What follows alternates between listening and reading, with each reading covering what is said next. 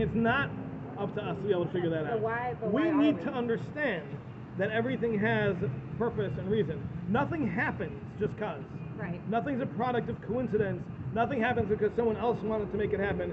Every single thing that happens is because Hashem orchestrated it for a very, very specific reason. So why are we so obsessed with finding those explanations? Like, We're not. We shouldn't be. Well, like the example of the story that you just told us about the. So that was a couple that was very distraught, and the rabbi was able to give them some insight, so they would be able to deal with it. Okay.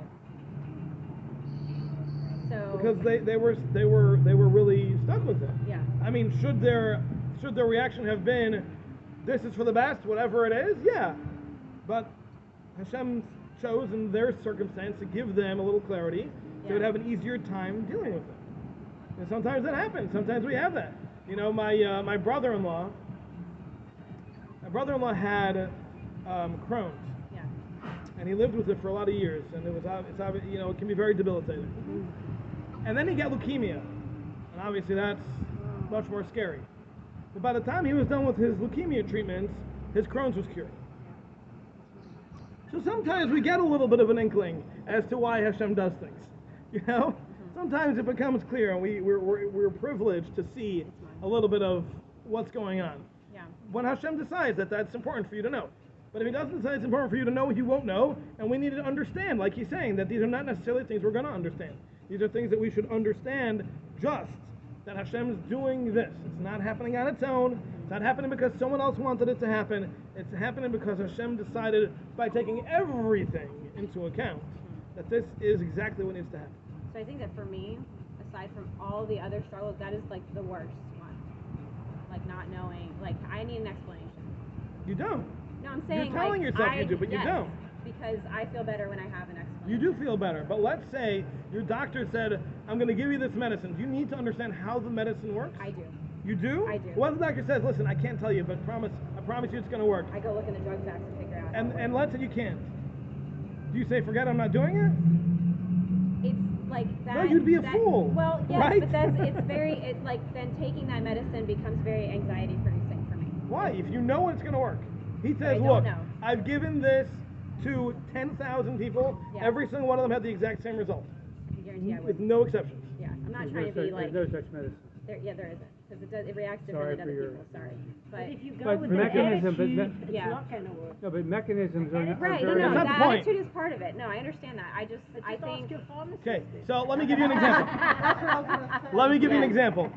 When my Yeshaya had cancer, and we went to Atlanta to speak to a specialist over there. Yeah. So we were debating between two different chemo protocols to use.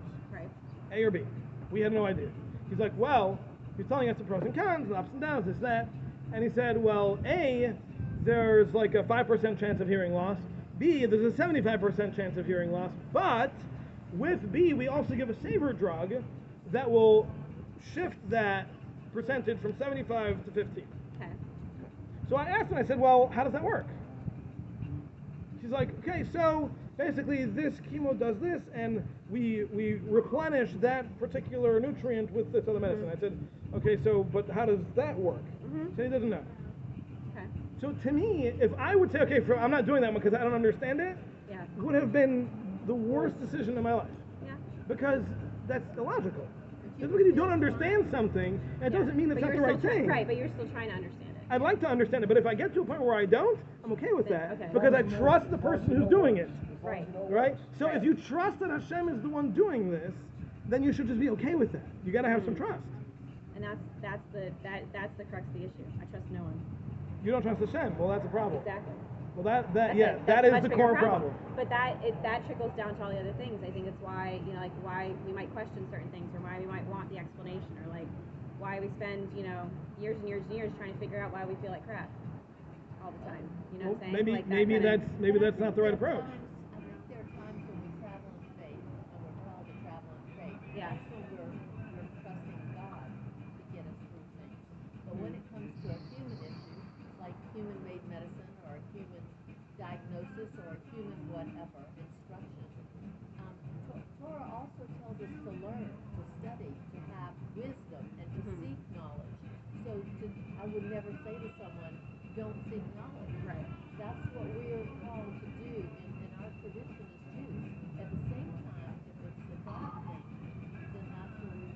Right. So Yeah. so the problem is that she's talking about situations that seem to be human issues, Right. but you get to a point where you're at a brick wall and you don't understand anymore. Now what?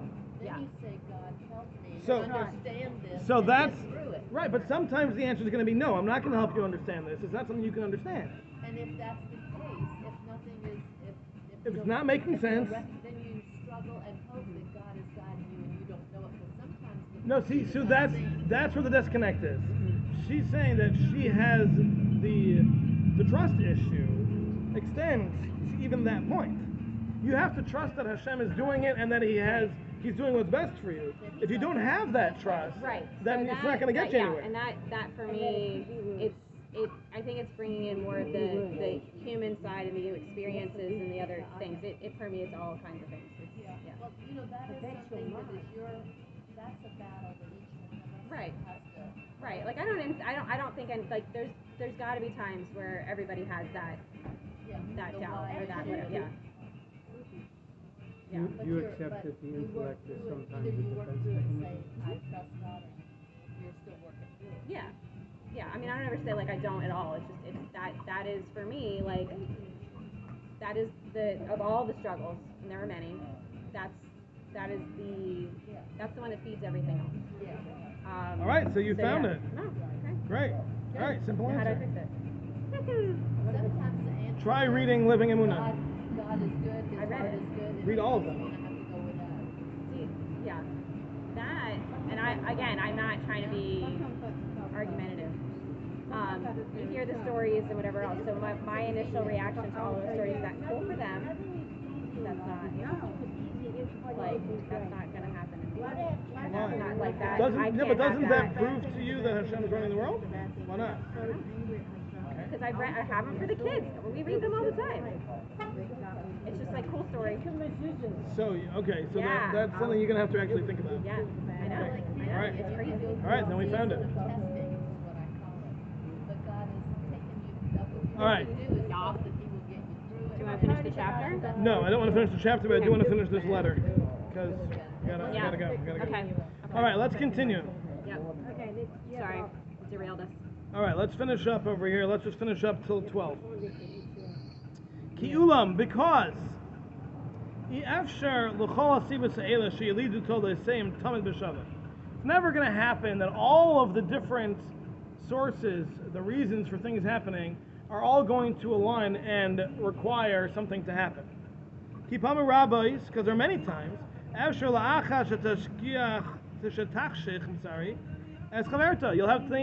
many times, where one source will contradict the other. Meaning, Derech Hashem, for example, it's possible that because of the merit of someone's parents, ancestors, a person deserves wealth because that's what they're born into, because of what their parents had accomplished. But based on their actions, that they themselves live their lives, they deserve poverty. So you're going to have a contradiction, because one source says they should be getting one thing, another source says they should be getting the opposite. So you're never going to have that all of them are going to align and say, yes, this person unequivocally needs to have X, Y, and Z, because there's always going to be different sources.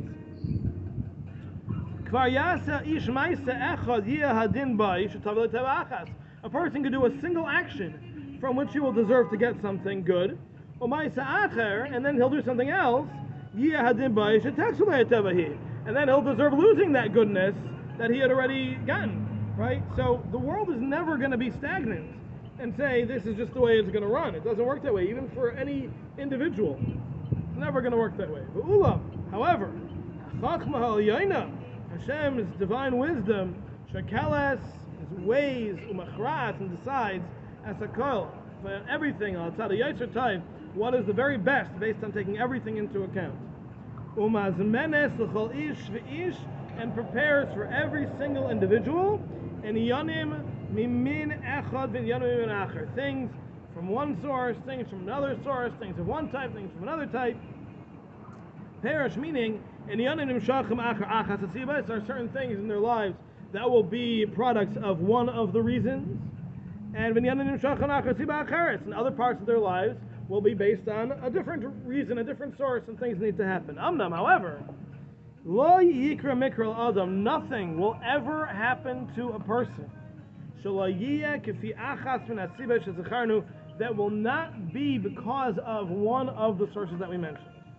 The details of such, no one can ever know all of them. Even though we've already mentioned many of them, we can never mention all of them. Once